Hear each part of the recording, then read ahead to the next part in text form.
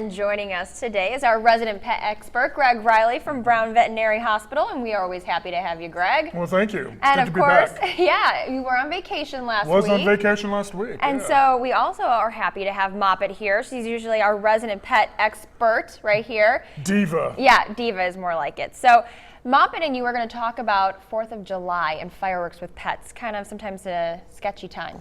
Sketchy time, but you know, it's absolutely one of my favorite holidays around the year just because we're celebrating the birth of our nation and so forth, and a lot of people like to celebrate with fireworks. But unfortunately, there's a lot of our pets that don't really like our holiday celebration. So here's a few tips that, you know, we could probably talk about during the 4th of July, and if you have pets. What I would really stress, and I know a lot of people like to take their pets to the park to watch the fireworks, I probably would not do that.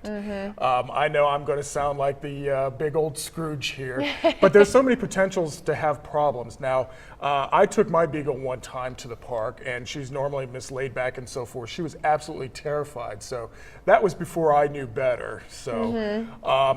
Some of the things that you could probably do is that if you do have a dog that's inside your house, and is afraid of fireworks or loud noises, you may want to consult your local veterinarian to see if they can get him a sedative that'll just kind of carry him over till the festivities are over.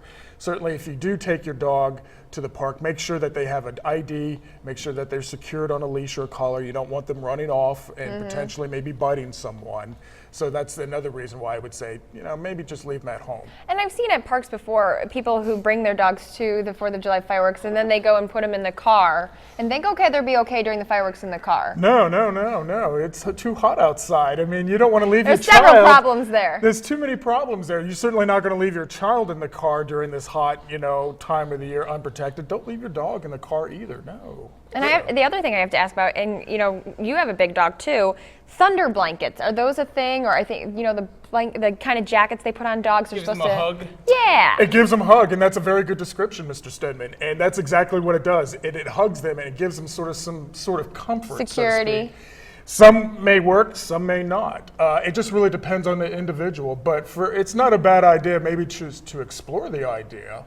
What are some signs that dogs are in duress? You know, say you get out to the park and there are a lot of people. How do you know that your dog is starting to get stressed out? You know, obviously if your dog is panting really hard or shaking or, you know, pacing back and forth a lot, certainly, you know, another big sign if it's coming down with, say, heat stroke, you know, take a look at your dog's gums. If it's a bright brick red color, or if the dog is really being sluggish or acting drunk, that's another good sign of being under a lot of duress. Okay, so Greg, just a few recap tips for people if they, you know, are thinking about the 4th of July with their dog.